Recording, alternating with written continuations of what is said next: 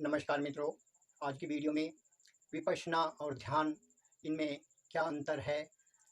और हमारे अनेक दर्शकों ने कमेंट की कि आपने प्राणायाम और विपश्यना के विषय में तो बताया, लेकिन ध्यान के और विपश्यना के विषय में नहीं बताया। तो आज की वीडियो में हम इस पर चर्चा करते हैं। मित्रों, अष्टांग योग में मन को वश में करने के अनेकों साधन हैं, और जिस प्रकार से मन में वश में करने के साधन हैं, उसी तरह से हमारा जो मन है, वो मन जब एकाग्रचित हो जाता है तो हम मन के किसी भी मन के एकाग्रचित होने से हम किसी भी कार्य में सफलता प्राप्त कर लेते हैं। तो ध्यान और विपश्यना क्या है, इसको हम पहले अलग अलग समझते हैं। महर्षि पतंजलि ने अष्टांग योग में 8 अंग बताए हैं, जिनमें यम, नियम, आसन, प्राणायाम, ध्यान, धारणा, प्रत्याहार, समाधि, ये 8 योग के अंग हैं। इनमें जो हमारा मन है, ये मन ही सांसारिक द्वंद्वों का कारण है, यही बंधन और मोक्ष का कारण है। जब हमारा मन एकाग्रचित हो जाता है या हमारा मन हमारे वश में हो जाता है, तो हम सभी कार्यों में सफल होते हैं। तो इस मन का वश में करने के बहुत से साधन बताए गए हैं, और अष्टांग योग का जो 7वां अंग है वो ध्यान है, और ध्यान की परिपक्व अवस्था के बाद में समाधि होती है। तो पहले ध्यान को समझते हैं। ध्यान, महर्षि कपिल सांख्य दर्शन में कहते हैं, ध्यानम निर्विषम मनः, यानी ध्यान वह अवस्था है जिसमें मन के अंदर के सभी विचारों को निर्विषय कर दिया जाता है, अर्थात विचार शून्य, यानी मन के अंदर कोई भी विचार नहीं रहता, मन शून्य हो जाता है। तो इस अवस्था को ध्यान कहा गया है। और महर्षि पतंजलि ने कहा है कि किसी भी विषय का एक मन उस विषय में लगातार लगा रहे तो वो ध्यान है, वो अवस्था ध्यान कहलाती है। ततो प्रत्येक अंतरा ध्यानो।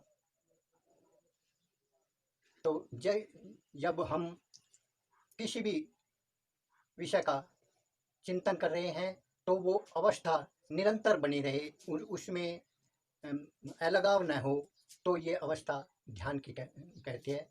देखने में ये दोनों परिभाषाएं अलग अलग मालूम होती हैं, लेकिन दोनों का रहस्य एक ही है। जब हमारा मन किसी विषय पर एकाग्रचित होता है, तो वो मन एक विषय पर केंद्रित होने के कारण वो विचार शून्य है, और इसी विचार शून्य अवस्था का नाम ध्यान है। इसी को महर्षि पतंजलि और महर्षि कपिल दोनों एक रूप में बताते हैं। तो ये अष्टांग योग का जो सातवां अंग है, वो ध्यान की अवस्था है। इसका निरंतर अभ्यास होने से और विचार शून्य होने की अवस्था जो लगातार बनी रहती है और विचारों से शून्य हो जाता है, तो ये अवस्था समाधि की अवस्था होती है। तो इसके लिए सबसे बड़ी बात है कि हम अपना जो हमारा मन है, वो मन ही बंधन और मोक्ष का कारण है। ये प्रकृति का वफादार सिपाही है, वो हमें प्रकृति के जंजाल में निरंतर फांसता रहता है, और ये इंद्रियों का स्वामी है, तो इंद्रियों को ये जिधर चाहता है उधर ले जाता है। हमें चित्त की वृत्तियों का निरोध ही योग है, यानी ये मन जो है वायु से भी अधिक चंचल है। तो इससे हम अपने योग के साधनों से हम इस मन का निग्रह करें और मन को पहले एकाग्रचित करना है।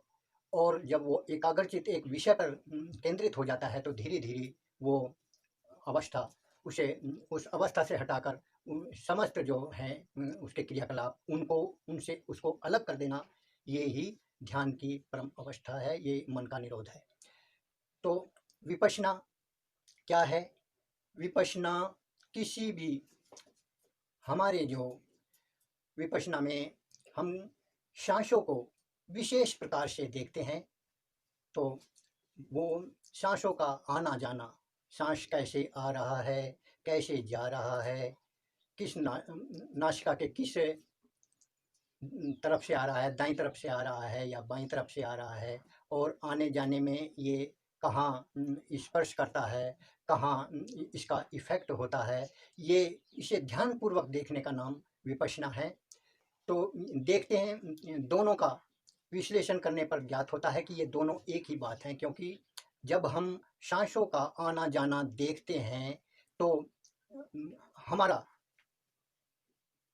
मन एकाग्रचित होता है।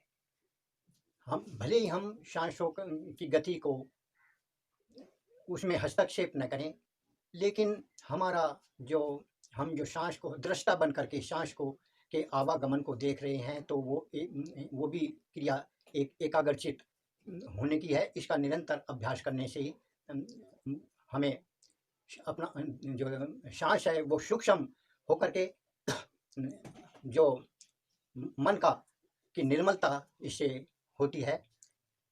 जहाँ योग दर्शन में मन का निरोध बताया गया है, वहीं भगवान गौतम बुद्ध विपश्यना में मन की निर्मलता कहते हैं। दोनों का उद्देश्य एक ही है। तो जब मन निर्मल होगा, निरुद्ध होगा, तो उसके समस्त जो विकार हैं उनसे हटाने का नाम निरोध है। और जो उसे जो विकारों का नष्ट करके, यानी जैसे कपड़े में जो मल लगा है उस मल को हटाने से कपड़ा स्वच्छ हो जाता है, साफ हो जाता है, इसी तरह हमारे चित्त के अंदर जो वृत्तियां हैं, काम क्रोध मोह लोभ राग द्वेष, उनको उन द्वंद्वों को नष्ट कर देना, उन्हें बाहर निकाल देना। जब हम इन्हें बाहर निकाल देंगे तो हमारा मन स्वच्छ हो जाएगा। और जब प्रज्ञा का उदय होगा तो प्रज्ञा के उदय होने से ये सब समस्याएं सोल्व हो जाएंगी।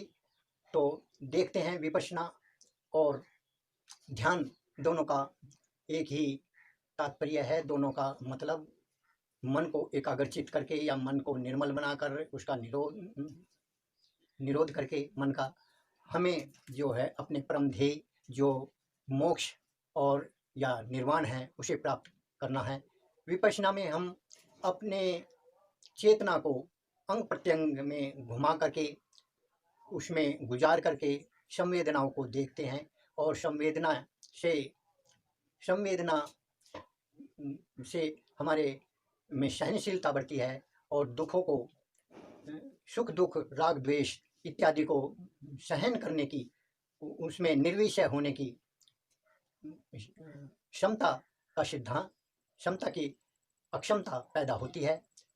तो इस संसार में रहते हुए हम जीवन मुक्त हो जाते हैं, क्योंकि हमें न सुख दुख दोनों ही, ये सुख और दुख दोनों ही दुखदायी होते हैं। यही दुख का कारण है। वासना हमारी जन्म जन्मांतरों के जो वासनाएं हैं वो ही हमारे दुख का कारण है। इसी बात को महर्षि पतंजलि योग दर्शन में बताते हैं कि समस्त दुखों का मूल जो हमारी वासनाएं हैं, और इन वासनाओं को समाप्त करना, चाहे उसे विपश्यना के द्वारा कीजिए, चाहे ध्यान के द्वारा या समाधि के द्वारा, ये जो दुखों का मूल जो वासनाएं हैं हमारी, इन वासनाओं को समाप्त करना ही है। वो चाहे किसी भी विधि से कीजिए। तो हम, जहाँ तक मेरा अनुभव है, विपश्यना एक बहुत ही सरल साधन है जिसमें बड़ी आसानी से मन की एकाग्रता हो जाती है। तो हम जो है अपनी इच्छा के अनुसार चाहे अष्टांग योग का से कार्य करें, चाहे विपश्यना के द्वारा करें, तो दोनों का तात्पर्य एक है, दोनों का लक्ष्य एक है। तो इसका हम वीडियो में इस बात को जानें, क्योंकि हम सजग मन से, क्षमता भरे मन से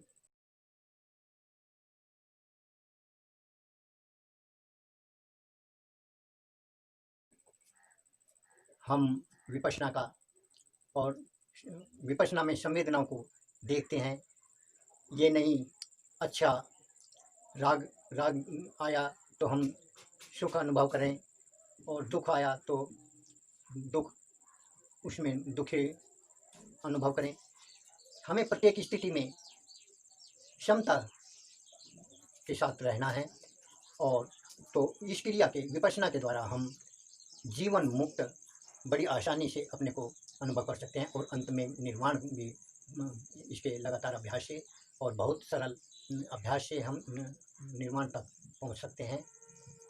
तो आज की वीडियो में इतना ही, मिलते हैं